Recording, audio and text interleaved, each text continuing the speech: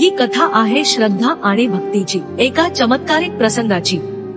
अक्कलकोट जवळील एका लहानशा गावात एक विठोबा भक्त राहत होता। दरवर्षी तो पंढरपूर वारीला जायचा, पण यंदा त्याला जावं झाले नाही। मन भरून आलं होतं, डोळ्यात अश्रू होते आणि हृदयात विठोबा माऊलीच्या दर्शनाची आस। विठोबा माऊलीचं दर्शन नाही झालं, पण त्याच वेदना घेऊन तो अक्कलकोटला श्री स्वामी समर्थांच्या चरणी पोहोचला। त्याला वाटलं, जेवढं शक्य आहे तेवढा अध्यात्माचा आधार तरी घ्यावा। श्री स्वामी समाधीस्थ बसले होते। भक्त त्यांच्या चरणी गेला आणि थरथरत्या आवाजात म्हणाला, स्वामी, यंदा वारी गाठता आली नाही, विठोबा दर्शन नाही झालं, फार व्यथा आहे। स्वामी काही क्षण शांत होते, मग हळूहळू डोळे उघडले आणि त्यांच्या भोवती तेजस्वी प्रकाश पसरू लागला। तेज वाढत गेलं आणि पाहता पाहता स्वामींचं रूप बदललं।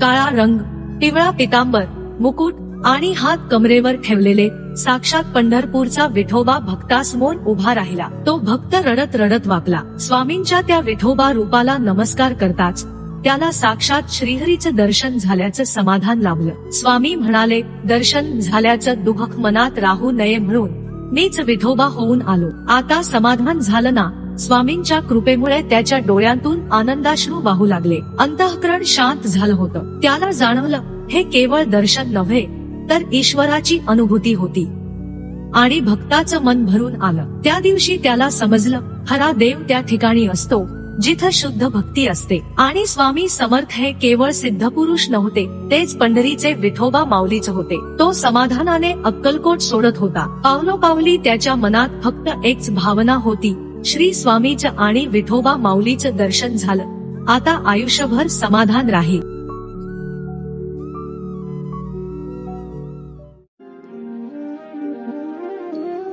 श्री स्वामींची कृपा तुमच्यावर सदैव राहो। जय श्री स्वामी समर्थ।